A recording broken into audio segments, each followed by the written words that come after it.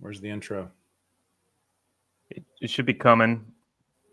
I think we're live now. Okay. Hello, everybody. Catch up to us. Well, it's not quite all yet. It should be playing. It'll catch up.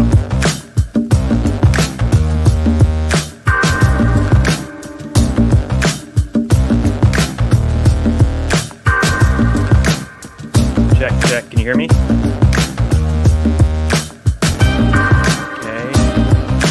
I'm gonna check live on Rumble. I can hear you. It's all good. Yeah, but the intro should be playing. Yeah, I want to see what it looks like. The intro should be playing. It is. Okay, good.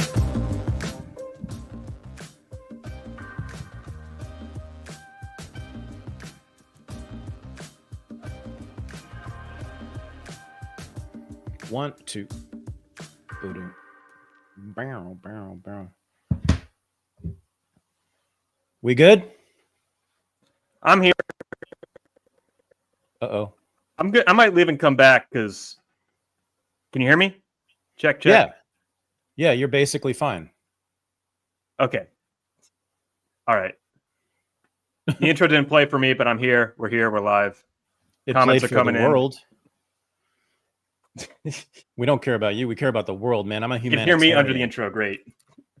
I'm a Christian. I care about all people as a collective, not just individuals, sinners. I mean, isn't that what Jesus said?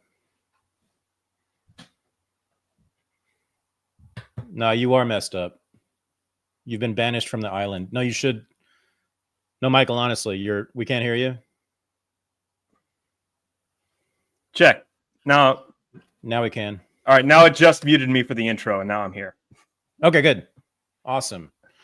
Yeah. We got people here, a lot of people here, so we got to be adult now, okay? Which that's to me.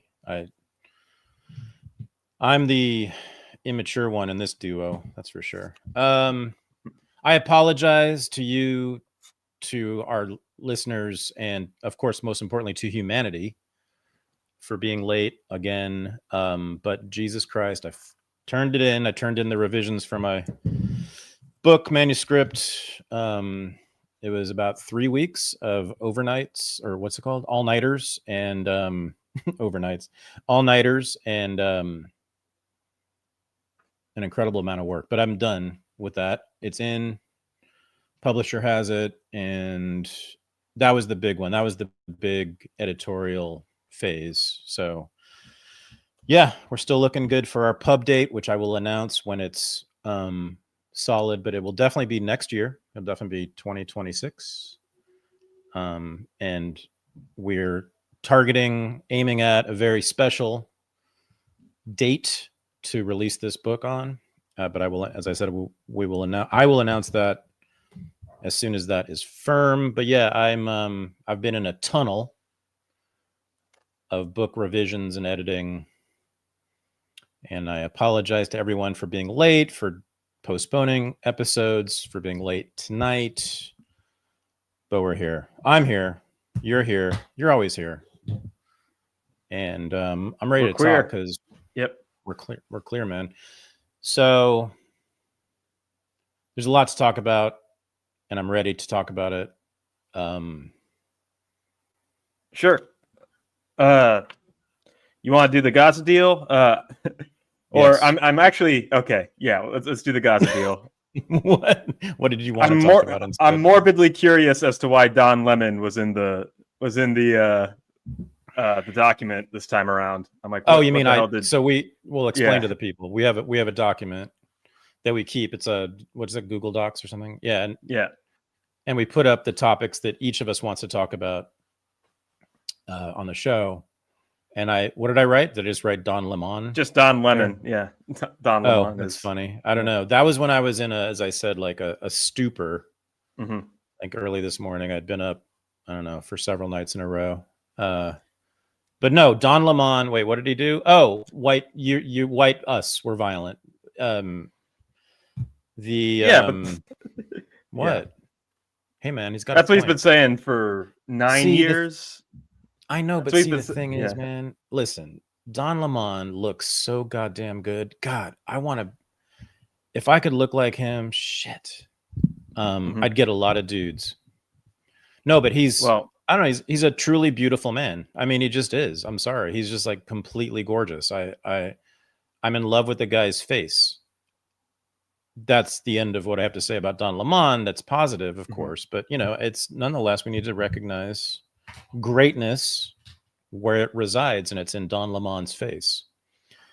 Don Lemon, I'm so sorry, that's disrespectful. Anyway, so no, he did a thing. Why did I want to talk? I can't remember. Well, well, everybody's talking about yeah. it.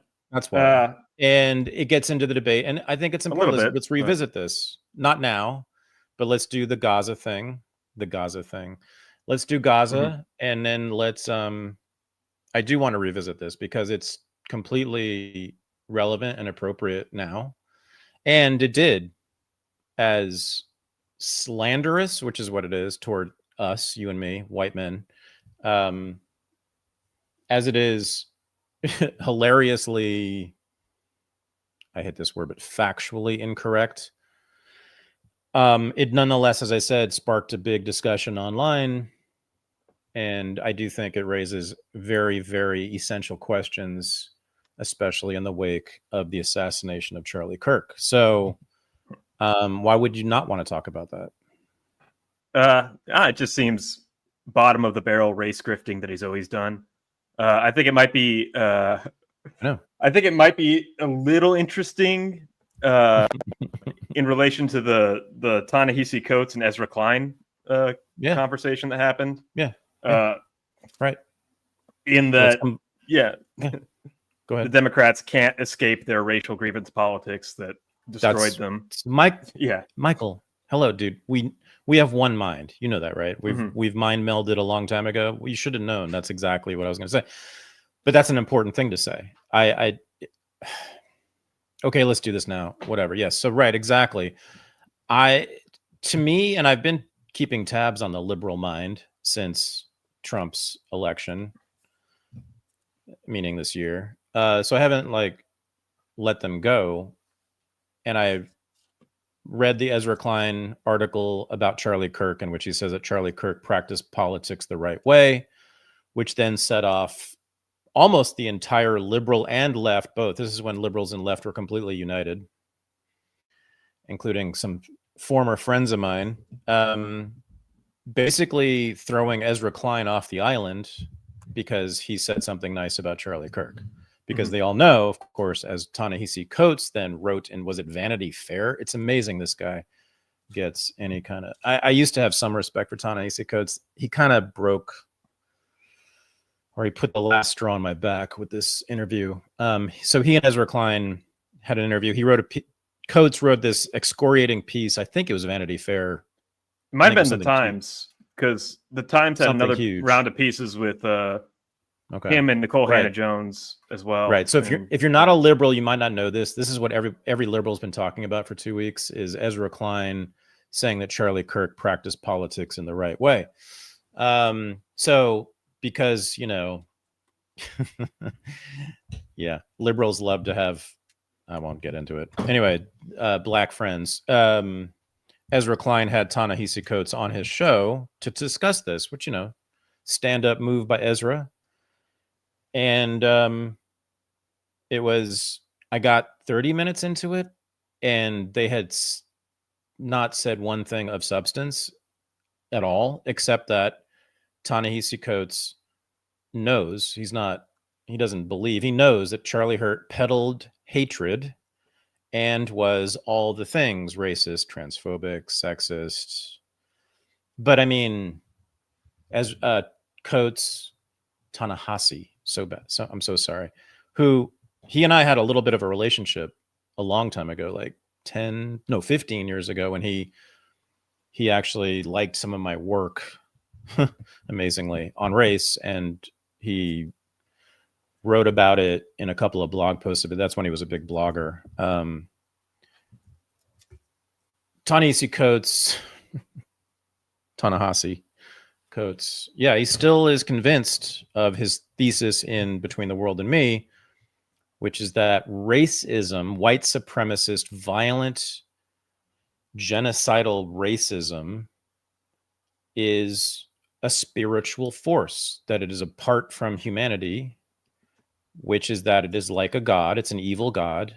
I'm not exaggerating. This is precisely his thesis. No, it's so spiritual that it overtook the black cop that murdered his black friend. That's his grievance, is that his friend got murdered. Yeah. Right.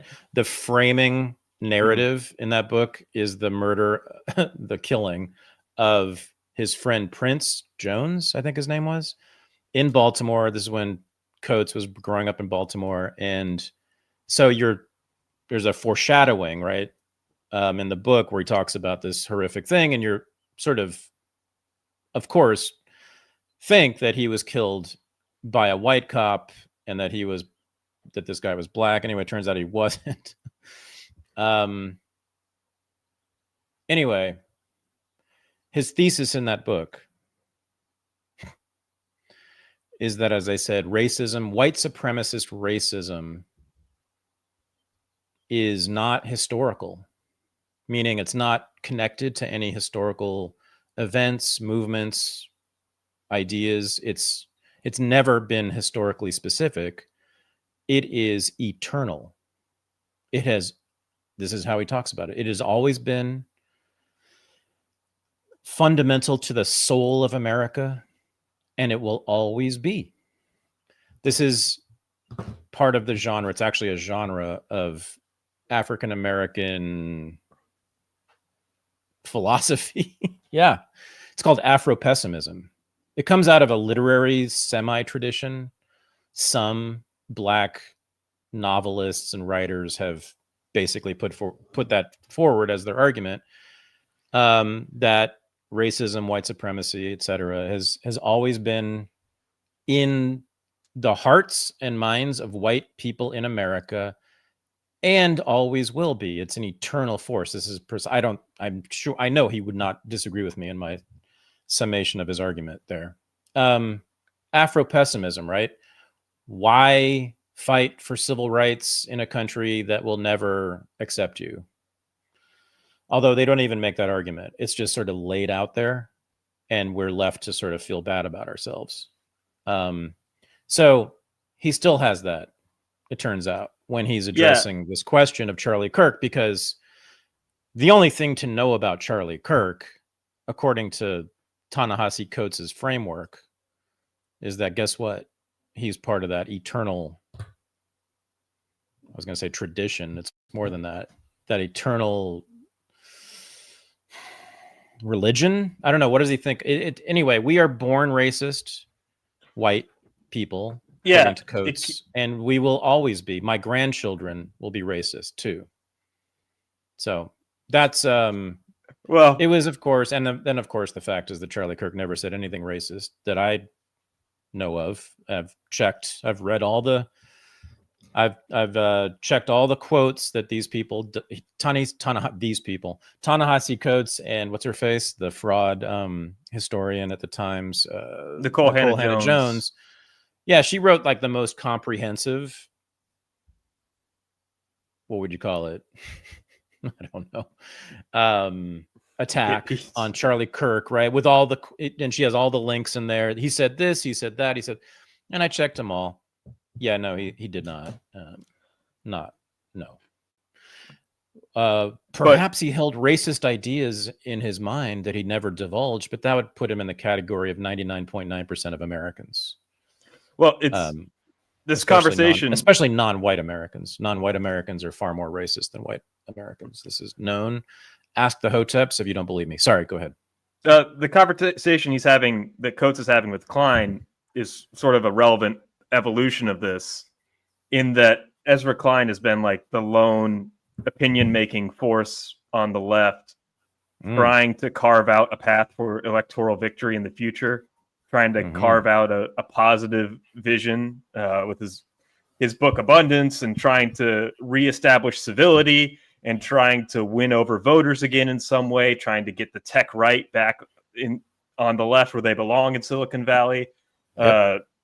trying to build a coalition and trying to actually do politics. And he's confronted with Afro-pessimism that says all white people are eternal enemies, that even the best of them, like Charlie Kirk, who did everything right, is our sworn class enemy, an agent of hate, a perpetuator of hate, and there's nothing we can ever do to overcome them. So it's almost like they're resigning to losing electorally, and that they don't care about electoral politics anymore, that they're married to their victim status. And Ezra Klein would call this out and say, hey, this isn't...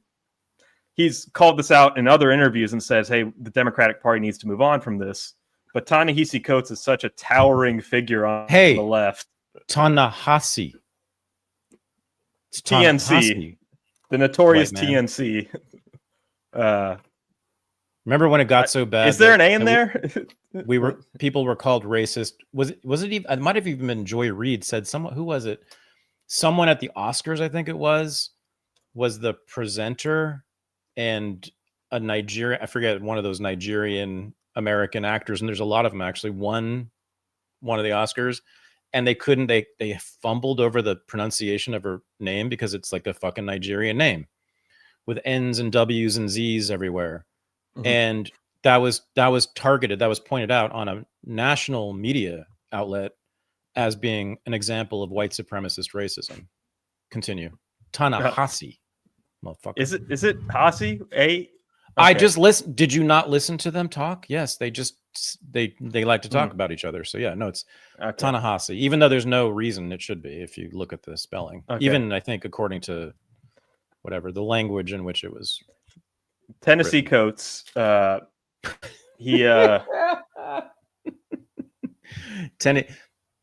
he's really intellectually bankrupt. That's what I took away from that interview. I couldn't believe just how little there was in his mind. And how it's just stuck in amber from like 10 years ago. He hasn't changed a bit. But he's married to the victim status, and he's such a towering figure on the left that Ezra Klein can't call him out on that and can't move the conversation forward at all. And like for instance, that Ezra Klein never once said, did he really say something racist, and what was it? Never challenged him on the core point, although that's not the core point. The core point is that, like, as I said last couple of weeks, Ta-Nehisi Coates was doing what I would say the majority of liberals and leftists have been doing, which is to justify the assassination of Charlie Kirk. Well, and that's the thing. And people like him, not just obviously Charlie Kirk. He represents this eternal evil of racism, and therefore, well, he doesn't finish that sentence, but what else could we surmise from what he has said? If you try to get a logical politics out of Ta-Nehisi Coates, my God, if you do that one more time, you end up. I can't be on a white Hey, I can't be on a white supremacist show. Okay. Go ahead. It hurts me. If you try to extract a logical politic out of him, you end up at the Weather Underground. You end up at. You have to kill all the white babies. Like, that's the only logical conclusion is. Or you have, Or yes, correct. That's for the Americans who can get off the couch. So what it does serve is your justification to sit on the couch all day long and just know that white people are evil, that America is eternally racist. Because fuck it, that's all there is. So guess who Ta-Nehisi Coates' audience is? It's people who don't go outside. Yeah. Well, they can feel good about them. But you're right. If they were to have the energy to get up and do something, there is no other. What else could there be? If this racist thing will always be with us, then may as well be a nihilist. It gives legitimacy to the shock troops on the ground that are actually doing the violence, and it gives it institutional power. And it for sure. Yeah. Every college campus has a reading group that's between the world and me, and every Yeah. Oh yeah. Yeah, no, every liberal child in this country is indoctrinated first, I believe. They read that before and instead of the Bible. I believe that's probably the first full-length book that middle schoolers in this country read. Mhm. It's absolutely fraudulent. And the politics of it, though, right? Exactly. It's a form of nihilism. It can either be passive or aggressive nihilism, right? Mhm. You can either go the school shooting route, or you can sit at home and just feel sort of, I don't know, morally smug. But anyway, so let's get back to this. So, you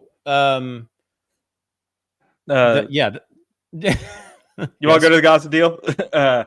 we could go from the nihilism of this to the nihilism of the government shutdown, or we can go to the Gaza deal. I think you want to have as much time to talk about that as possible. I think, but wait, no.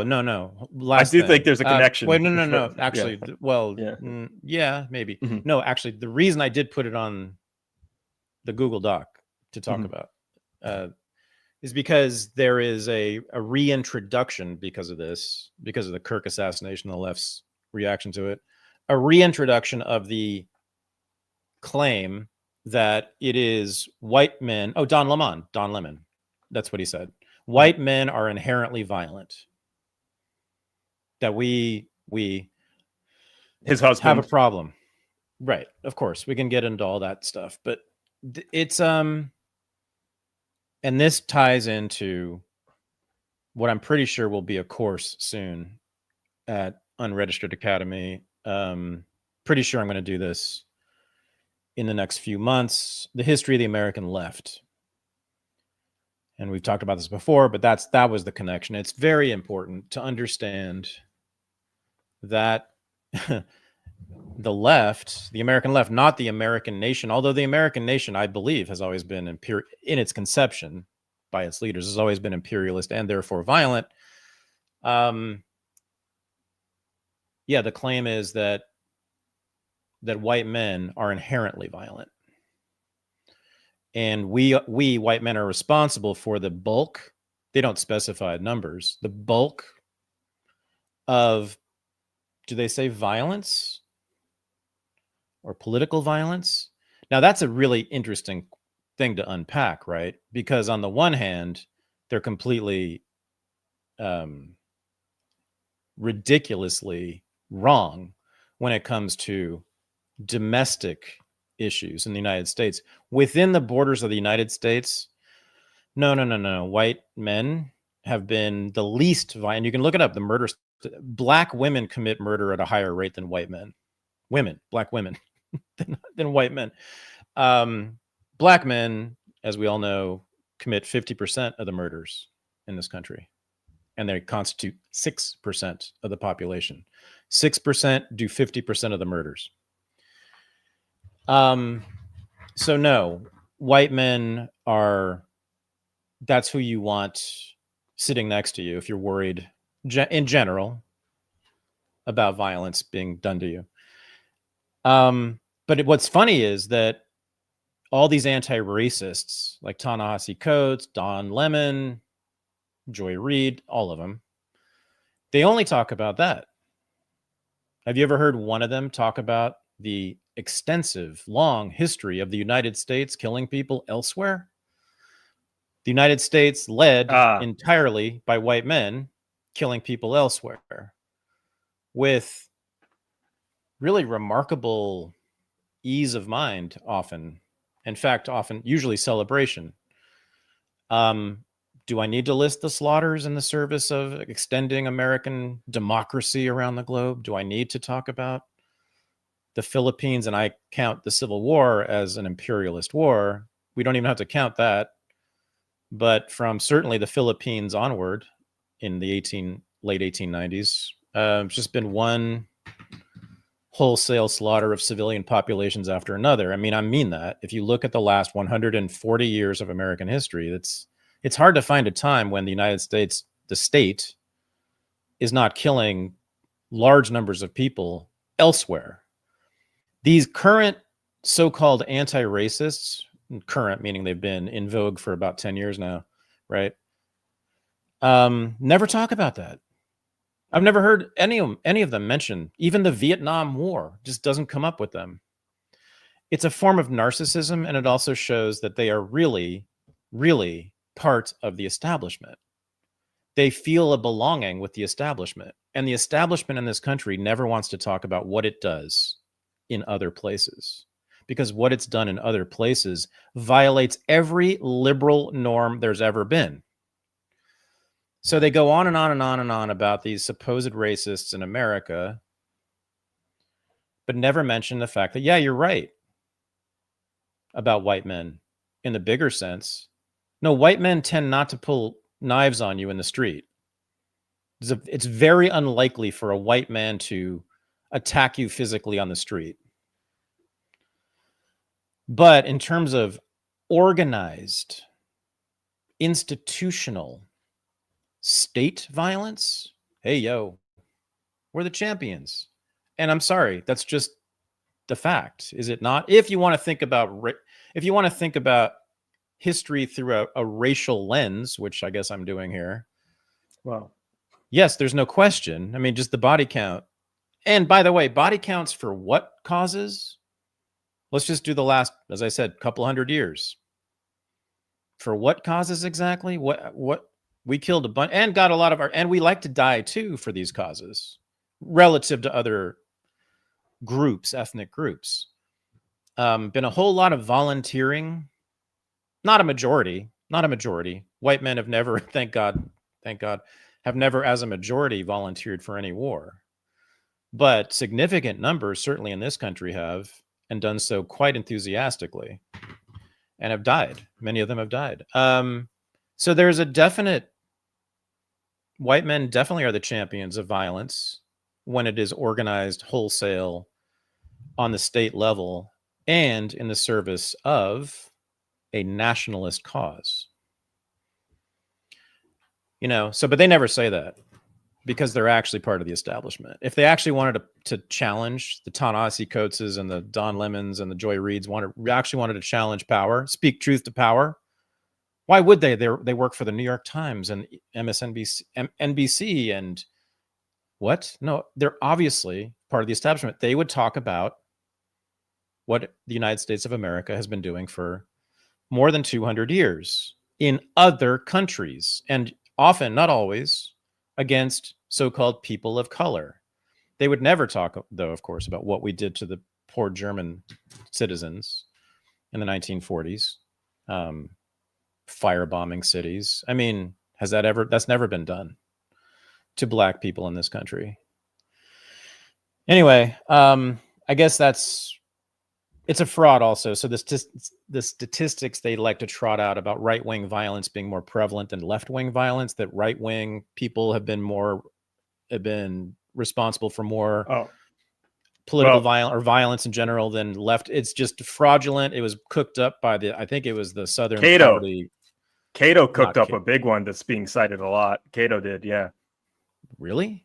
Yeah, the Cato Institute. But it was the SPLC that made that big one. I mean, they've been pushing that line every year for a long time. I've seen a Cato one cited quite a bit recently. Okay. Yeah, and surprising. Yeah. All right.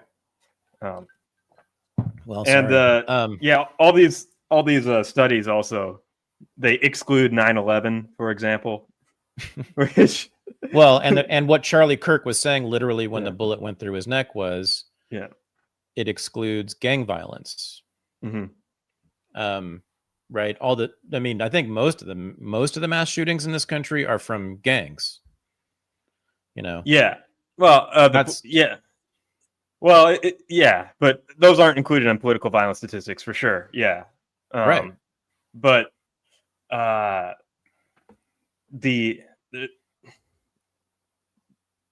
pretty much all of, like, if there's a prison riot and a white supremacist, a skinhead shanks somebody from another gang, that's counted as a right-wing act of political violence.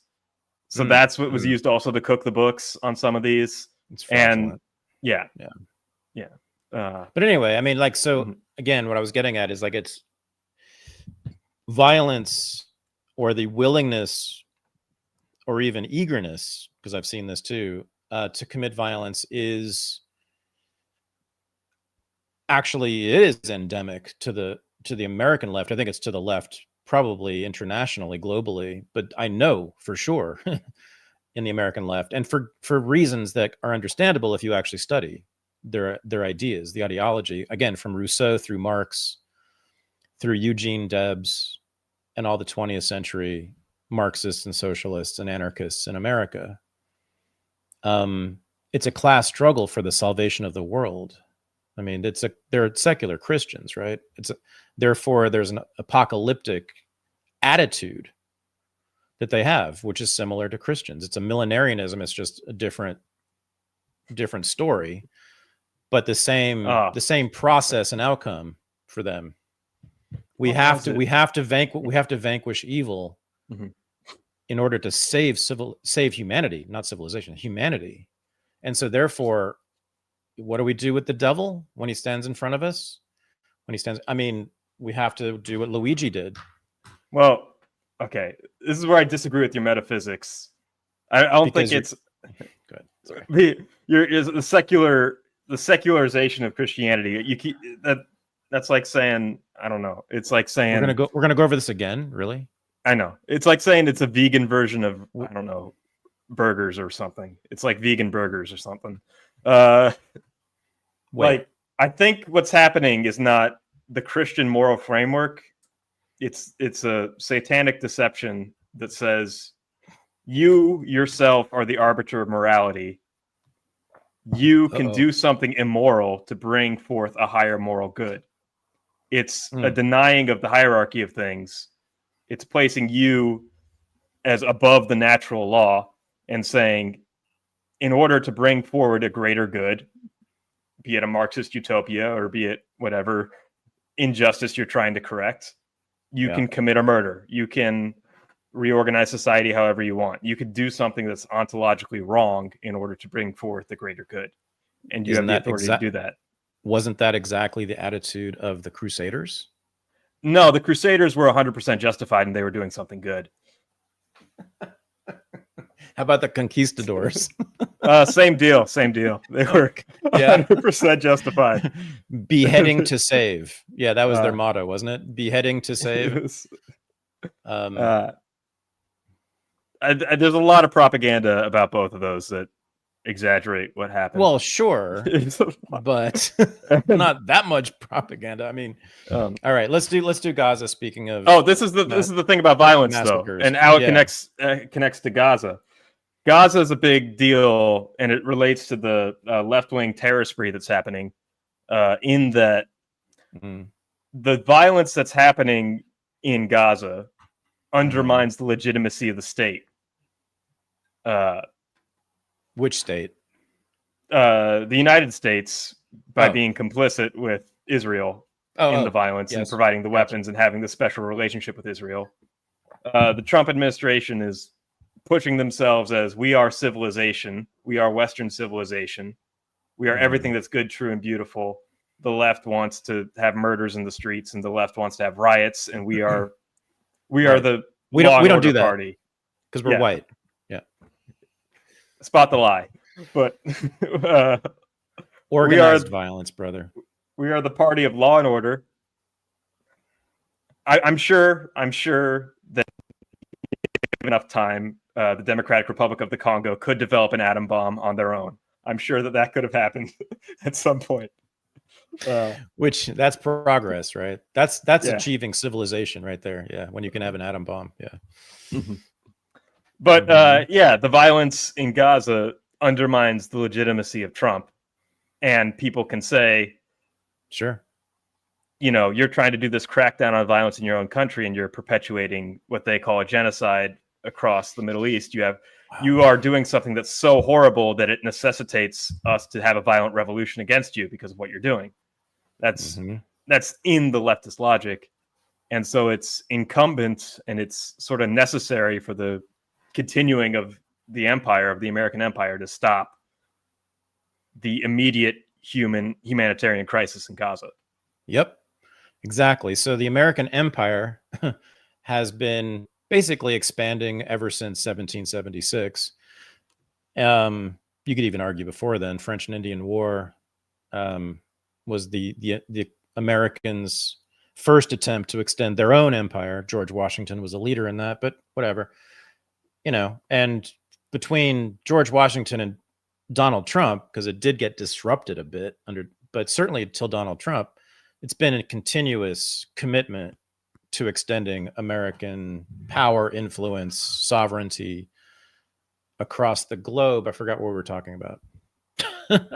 The violence of Gaza undermines the legitimacy of the state. So in every case, so extending westward first, required killing the Indians, and then extending into the Pacific required killing tens of thousands of Filipinos, and then extending into Europe in 1917 and then 1941 required killing a whole ton of Germans and others.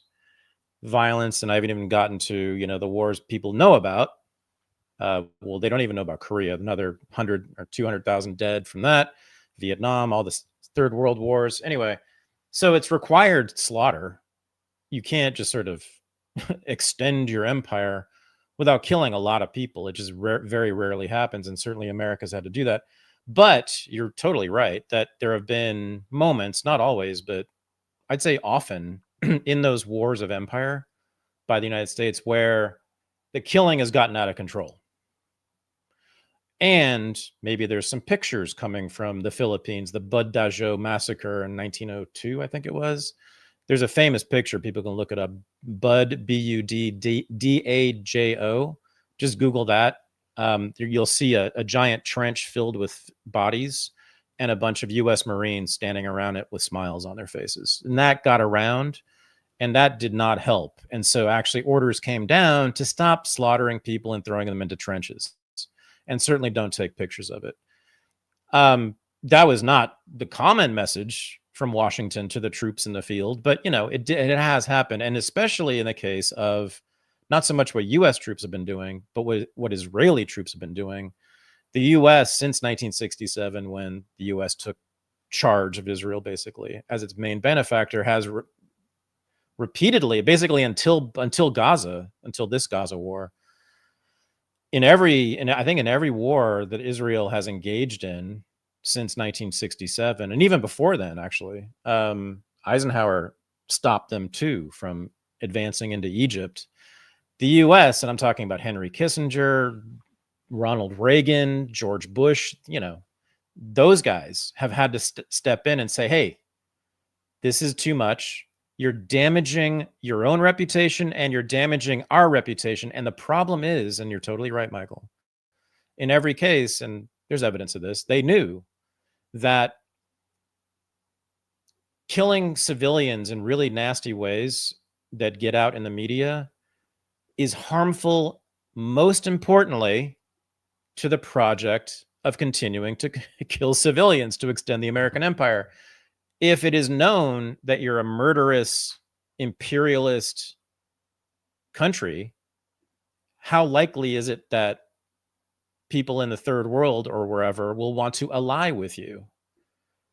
Right? It makes it just harder to build partners. And so you just have to be a killing machine. So yes, repeatedly, this has happened. But it's completely strategic. There's no humanitarian impulse. There's no, bad feelings about killing people. It's just that, no, we've got a project because we are the chosen nation. We have to uplift the world. We have to be everywhere because the people need us to save them. Just the problem is some of those people don't know that and they get in our way. And so we have to kill them in order to save them, which is exactly what was said during the Vietnam War by a military officer. Great line. I appreciate that he put that forward. Anyway, so yes, there you go. So Gaza has been really bad for the American empire. Certainly been bad for Israel's reputation.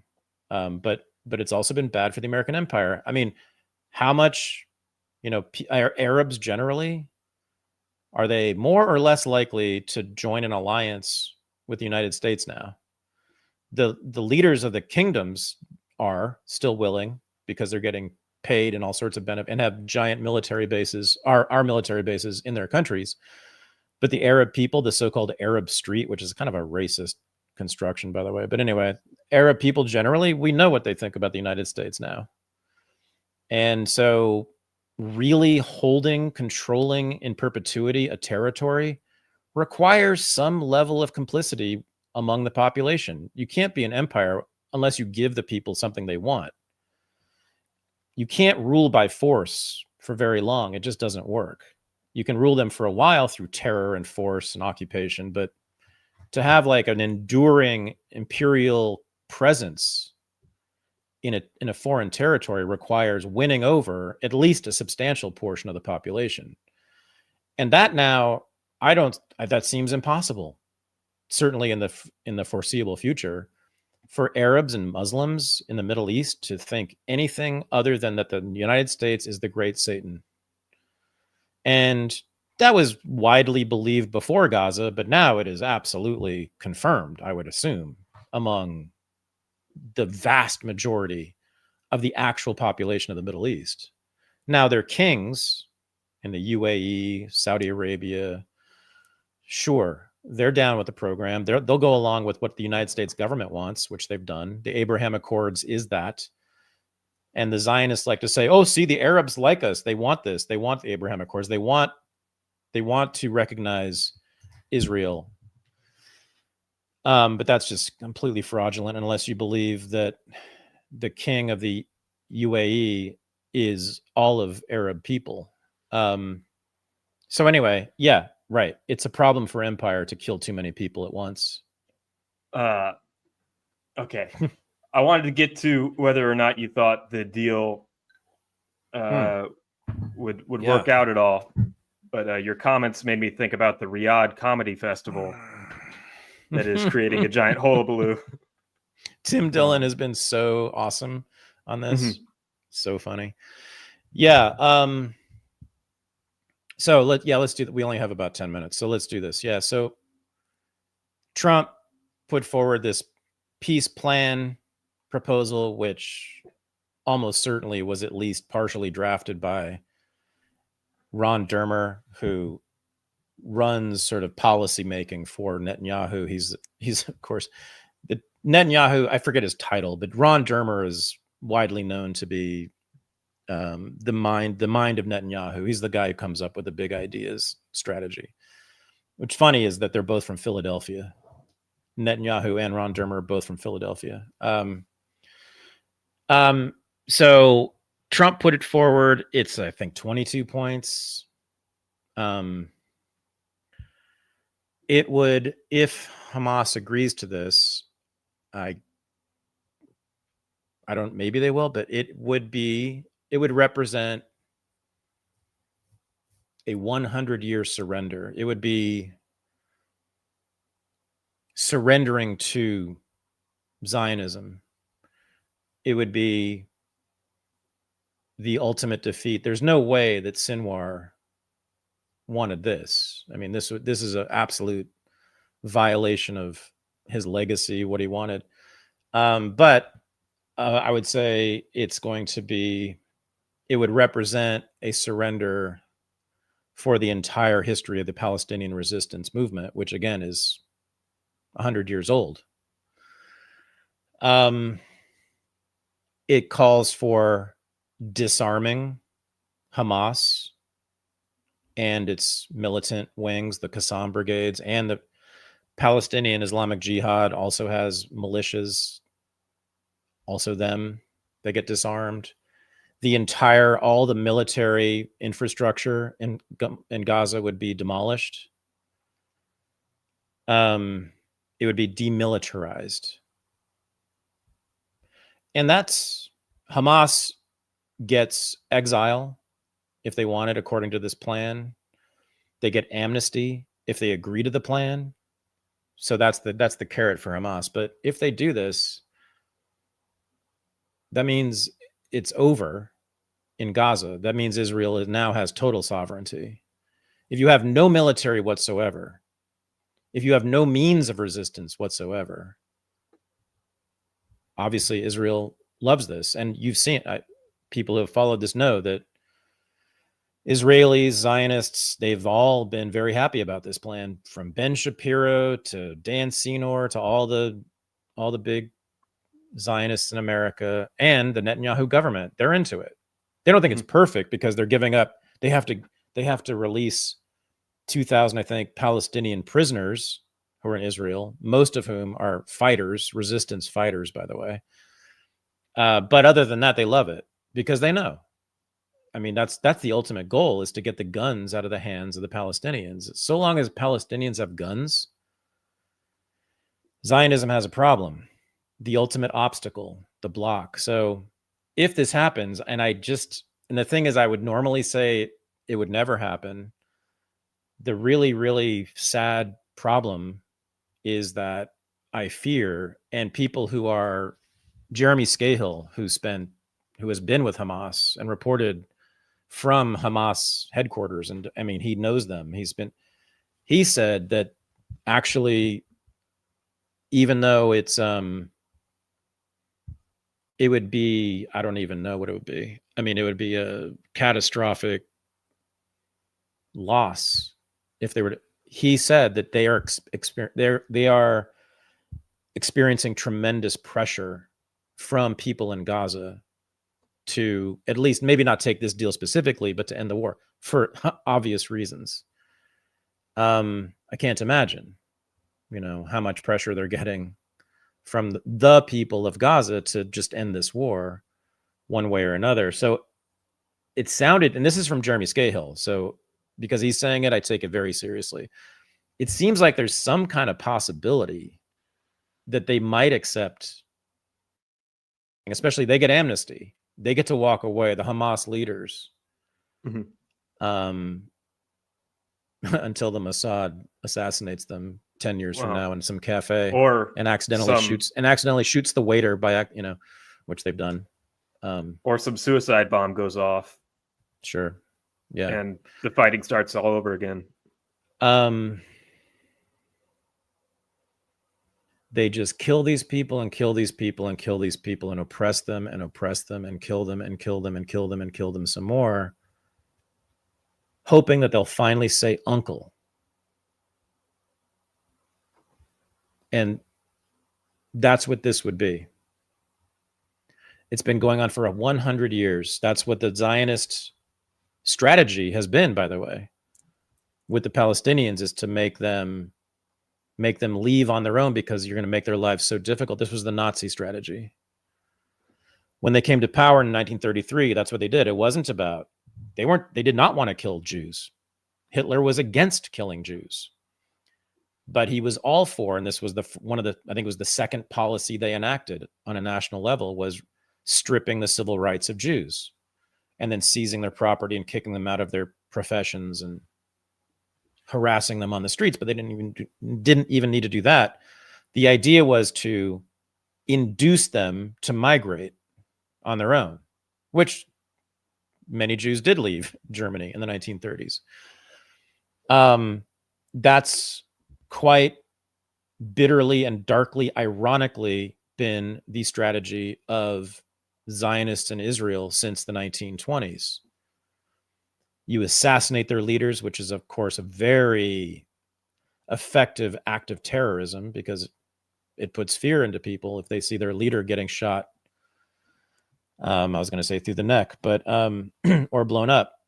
But that's been their strategy. And that's why they love assassinations. They've committed 2,600 assassinations since 1948. The Israeli government, I mean, no other country on earth is even close to that. And that's according to their own histories, by the way. They're proud of it.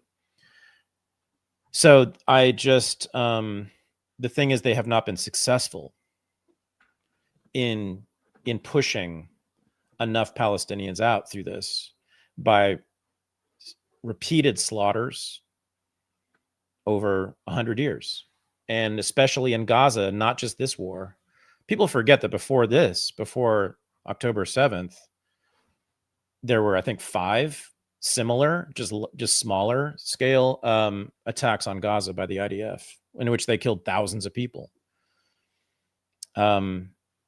So I'm very, I don't even know the word. I'm just worried, but also it's just tremendously sad that it's the possibility that Palestinians might finally be surrendering.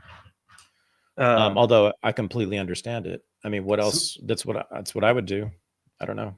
Smotrich hates the deal, allegedly, from the plans to reinstate the Palestinian Authority and give the Palestinian because there's no outright colonization. Mm-hmm. Because that's what the deal doesn't have that. In fact, I think it might even bar settlements in Gaza, Jewish settlements. And that's what he of course wants that. He and Ben-Gvir and the settler right, for obvious reasons, want to resettle Gaza and in all of it. And so the deal leaves that out. The thing is, it doesn't matter. They're going to get that if they demilitarize Gaza. If you demilitarize Gaza entirely, like truly, there's no means for them to fight back. Then it's just a matter of time before the settlers are in there, because we can see how that's going to play out, given the whole history of the interaction between the IDF and Palestinians in the occupied territories. It's just nonstop, usually low intensity warfare, but then periodically high intensity warfare. They will push them out if this is allowed. I mean, it seems inevitable to me. The spirit of resistance among Palestinians. I mean, I wonder, like, if I were born in Palestine in 1948 or 56 or 1980 or would I stay and fight against the colonizers? I don't know. My current mind wouldn't. But if I were born in that context, that situation, I could certainly see it. These people, for whatever reason, have simply refused to give up for 100 years. They've been resisting this colonization, which is all it's ever been. The Zionists themselves said it was. They just won't give up. Now, many Palestinians have left, but millions and millions remain, and a good portion of those people have not stopped fighting against this. And so that's not going to stop. So whatever plan is enacted, even if Hamas does agree to this entirely, why do we think that the resistance among Palestinians will stop? And by the way, the West Bank is just chock full of hardcore militant resistance groups. I mean, every single city in the West Bank has multiple groups of hardcore resistance fighters. They're not going to stop. They're not going to think, oh, okay, cool. If Hamas agreed to this, I'll accept the state of Israel. I'll accept an ethno-state in my backyard. It's just, so whether or not they agree to this deal, the fighting is going to continue. And that's, I guess, the ultimate point to make here.